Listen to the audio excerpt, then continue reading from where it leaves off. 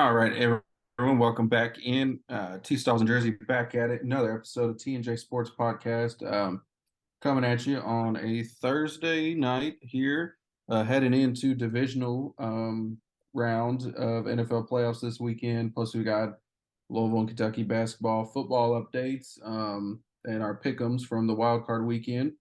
So first off, T Stalls, welcome back. We're getting into full swing of playoffs. How do you feel going forward? I know your team didn't make it. Hmm. Um, I don't know if you jumped on the bandwagon with the Bengals with me or not right now. So what are you thinking? I like the playoffs. These playoffs games, the past weekend, the wild card has probably one of the best ones in a long time. Every game came down like to the last couple minutes, except for the Cowboys and Buccaneers game.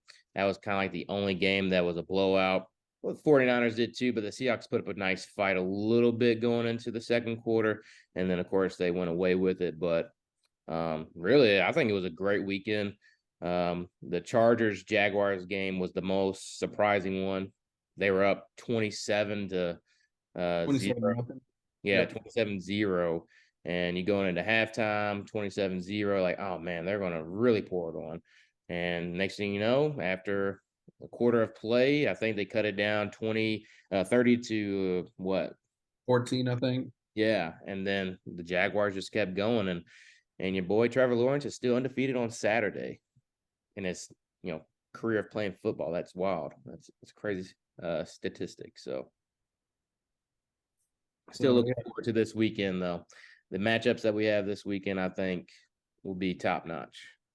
yeah, we've got Cowboys and 49ers. That's a good game. Last year in the playoffs was a great game.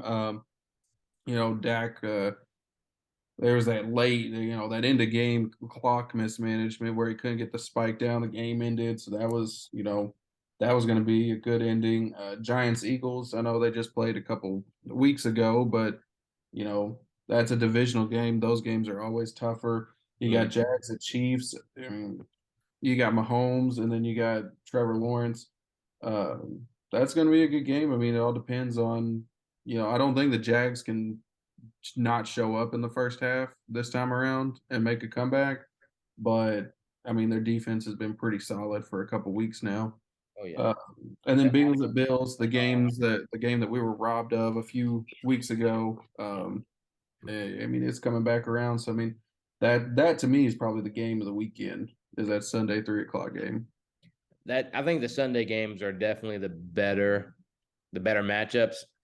Cowboys 49ers just has so much history. Cowboys at 49ers in particular, they have so much history. I've seen highlights of one back in 94 in the NFC Championship game, back when Deion Sanders was on the team. And what was crazy, I seen that was, Deion Sanders was on the 49ers team that won. And then the next year, he switched to the Cowboys where they won in 95. So I thought that was pretty crazy to see that. And they both, met again that next year, I believe. Sorry if I'm butchering that. And you're like, what the heck is he talking about? But still, it's pretty cool that Deion Sanders, who's probably one of the greatest cornerbacks to ever play, but it was crazy that he was on back-to-back Super Bowl teams for both of those teams. And then, the Bengals and Bills. I think there's going to be a lot of emotions around this game. Just like you said, that game that was supposed to happen a few weeks ago, but tragically, the injury to Damar Hamlin, stopped that game. But now that he's doing better, he's out of the hospital. Hopefully he'll make a full recovery. Of course, football's not, what's worried, what people are worrying about right now. And I know he's not worried about, well, he probably is because he really wants to get back on the field because that's just his mentality as a, professional athlete, a football player. But, everybody's mind says like, hey, do you have all your function and all your abilities? But I think there's going to be a lot of emotions behind this game.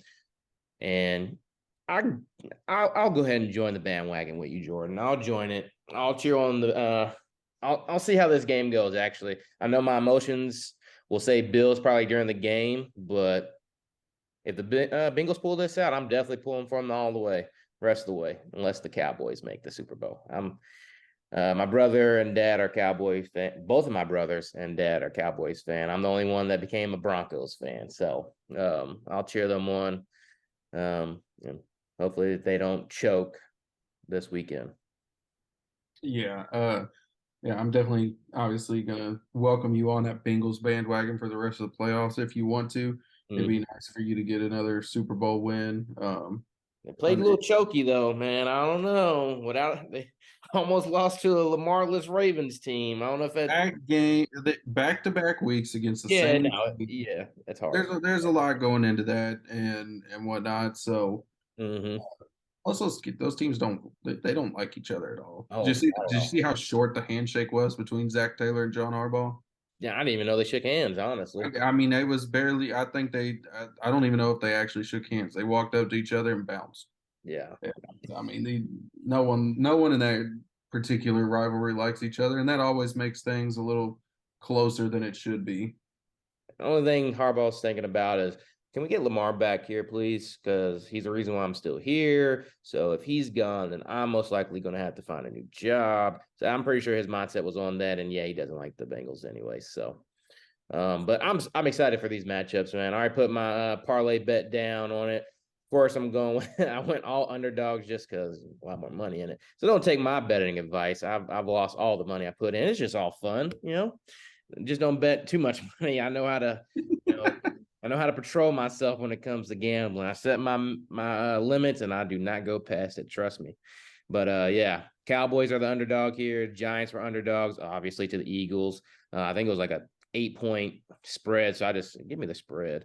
Jags Chiefs, I think had I believe theirs was up there around 8-10.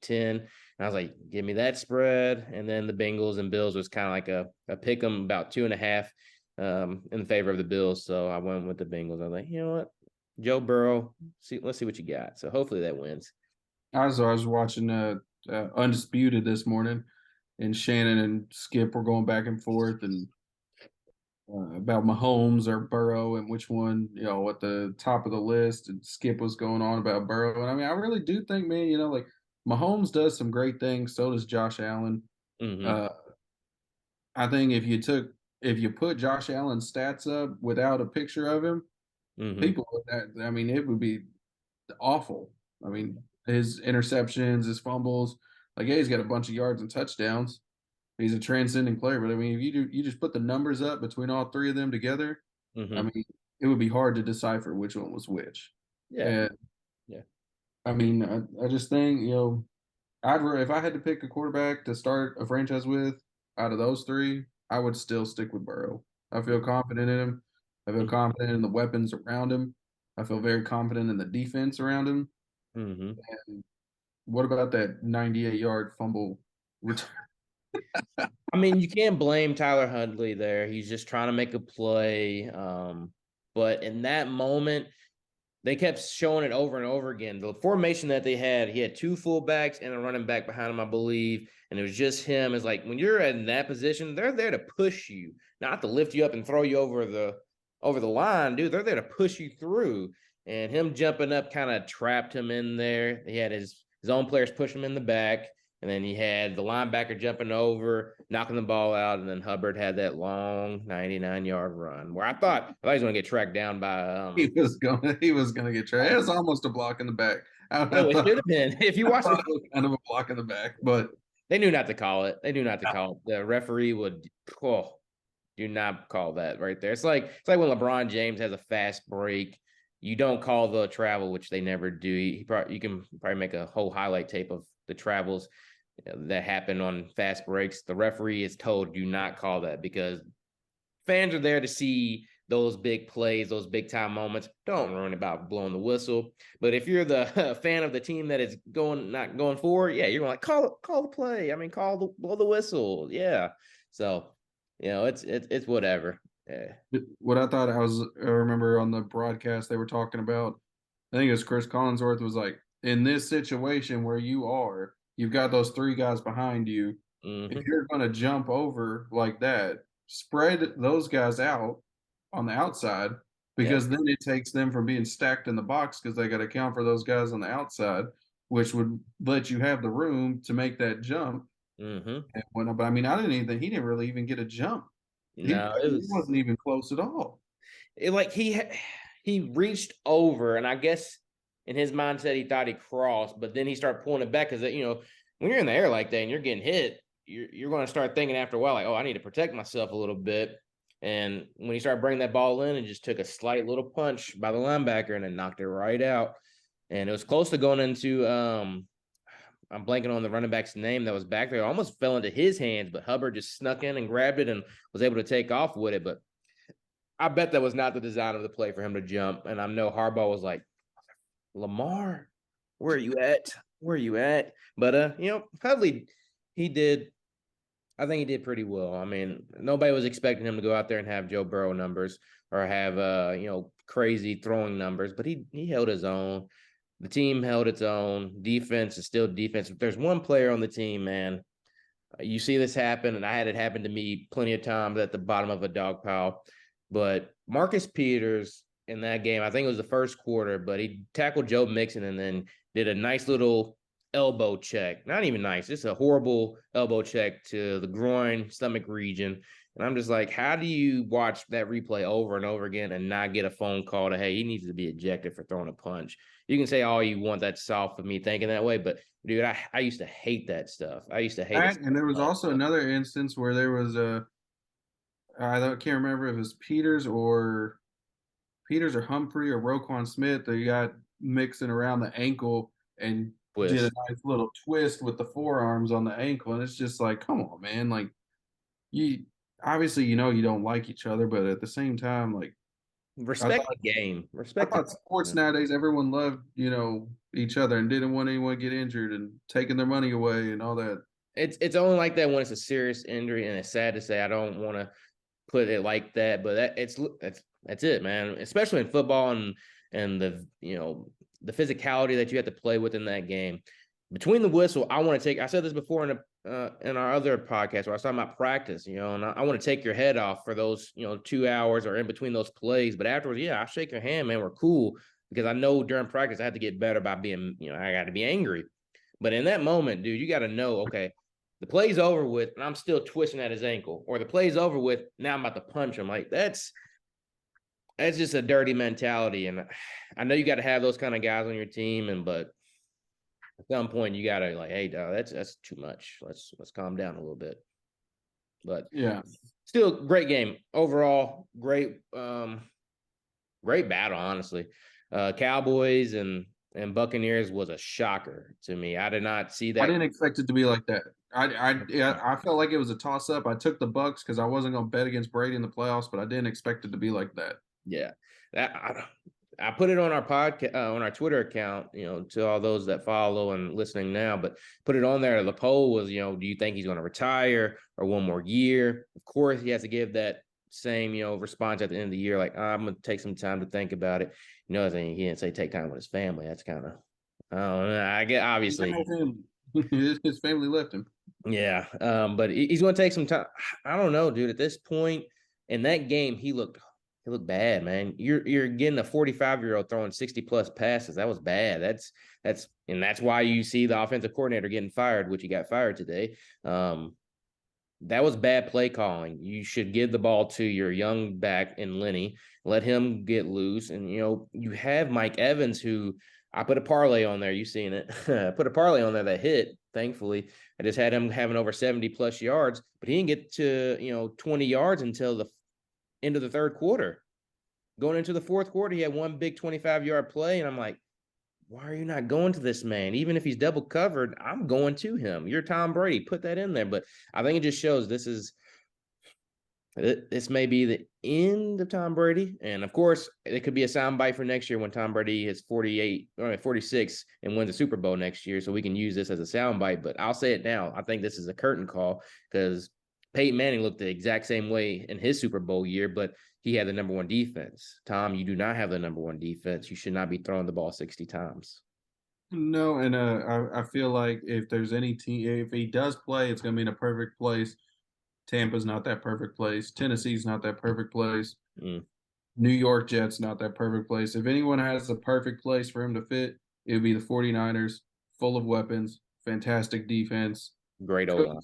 Could just be a wonderful veteran game managing goat of a quarterback, step away from breaking down that Super Bowl door. I couldn't imagine what they have to give up, though, because Brock Purdy is looking to be a Tom Brady-esque player would be an old Mr. They don't Irrelevant. have to give up anything. This was Brady's last year in his contract. What are you Just gonna be able to afford all the players though? All this. I mean, what I mean, at some point, if he wants to go out on top, maybe he could take a pay cut. Yeah. Oh, I'm pretty sure he if he wants ring number 8, right? Yeah, hey, Ring number 8, man, that's crazy. He is the GOAT, man. If this was Tyrone, 5 years ago, being a Peyton Manning, go-to guy and hater of Tom Brady, I'm like, he's not the GOAT, but he is the freaking GOAT. And yeah, he's gonna have to take a huge pay cut. I say at this point, take the veterans, minimum. I know he's way, way, way more worth of that, but dude, he makes so much money. And at this point, you just won a Super Bowl. If you win that Super Bowl next year on the 49ers with CMC, with Debo, with that great O line, with that great defense led by Bosa, I think, dude, that should be your curtain call. Like, yeah, and off it's of home. It's sunset. home. He back in California. It's home. Yeah. What I mean, That's best case scenario for him. Worst case scenario for Trey Lance and Brock Purdy, for I sure. don't think. If we're being honest, I don't think Trey Lance is going to end up being. I don't think he's going to end up working out. Mm-hmm. Jimmy T's obviously not going to work out. Yeah, I mean, he already knows he was ready to be gone last offseason, but Yeah. And I mean, Brock Purdy, I mean, if you got the chance to have Tom Brady or stick with Brock Purdy, I mean, it depends on what Brock Purdy does. Brock Purdy wins the Super Bowl this year. I mean, obviously, you might have to stick with him. mm-hmm. Uh, but I think I'd still take Tom Brady for just 1 year. Just do 1 year, pair him up with you know, your divisions. Honestly, it's you and Seattle. True. And And Seattle doesn't have much other than what they can get out of Geno, which I don't think he's going to be the quarterback next year. no. I mean, he played enough. He played well enough to earn the starter spot going into camp next year. But if they can find someone else to come in and battle with him, I think they'd move on. Yeah. But yeah, so let's move into picks for this weekend for NFL. Mm-hmm. We've got first up. I'll go first game on Saturday. Jags at Chiefs. It's at 4:30 Mm-hmm. Eastern time on Saturday. I'm just gonna go. I like the Jags. I would love to love to pick them again. Mm-hmm. I'm gonna roll with the Chiefs though because I'm playing with my head, and you Yeah. know I'm a game behind from our wild card weekend that we'll recap here in a second. So, what do you think? Uh, I'm right there with you. I would love to see the Jags pull this off. Obviously, I made a bet on it, but I would love to see them pull this off and keep Trevor Lawrence, winning on Saturdays. But I think that winning on Saturday is going to come short this week. That offense is too powerful. It's not going to stall out like the Chargers. So I got the Chiefs winning this. Yeah. Next one, Saturday night, 8:15, Giants at Eagles. I think that's going to be that's going to be the best game on Saturday by Mm-hmm. far. And I'm just going to kind of go with the same logic here. I mean, the Eagles, they beat them twice. Hard to beat a team 3 times. The Mm-hmm. Giants look really good. Daniel Jones looks really good. He does. He does. He played really well. It's ridiculous to say. But I mean, I think I'm going to roll with the Eagles. They're healthy. That O line's fantastic. Hurts has played MVP level. He's got weapons. That defense is killer. Mhm. So I'm going to roll with the Eagles again. I'm right there with you. I think Jalen Hurts is playing. I think he showcased why he should be MVP. I mean, he was a dog on that team all year long. I mean, of course, he celebrated, but they showed a clip of the receivers celebrating after a touchdown. They're laughing and joking on the sideline. You just see Jalen Hurts just staring. He's just, I'm ready to keep going. I'm all right. We got a touchdown. Let's keep going. And he has that dog in him. He has that eye, and the Giants may get walloped in this game. Yeah. Moving on. What I think best game of the weekend, Sunday, 3 o'clock, Bengals at Bills. Obviously, it's the rematch that we obviously didn't get the first time around with DeMar Hamlin's injury. But man, I really, I'm thinking in my head, but I'm also got a little bit of heart into this one. I'm rolling with the Bengals. I really think that we're going to knock them out and do it. The weather's not stupid crazy up there. It's not going to be some snowstorm Yeah. or some freezing, freezer bowl temperatures outside. I Hmm. really think that the Bengals can go in there and do it. I just think that the way that game was going, they were just clicking on all cylinders for that first drive and a half in week 17. So I'm Yeah. rolling with the Bengals. I'm gonna have to. I'll have to, not because I'm not, seeing what you're seeing there, but again, there's so much emotions around this game. I feel like this is the Bills' year to at least make a run. I don't see another team standing in their way. I think they'll beat the Chiefs this year. Getting the championship again and the AFC championship. So I'm foreseeing my pick them for next week if the Chiefs and Bills make it. But I just think the Bills just have that edge, no matter how many times you know his statistics may not look the best, like you were saying. If you put a blank over him and just show the statistics, you're like, whoa.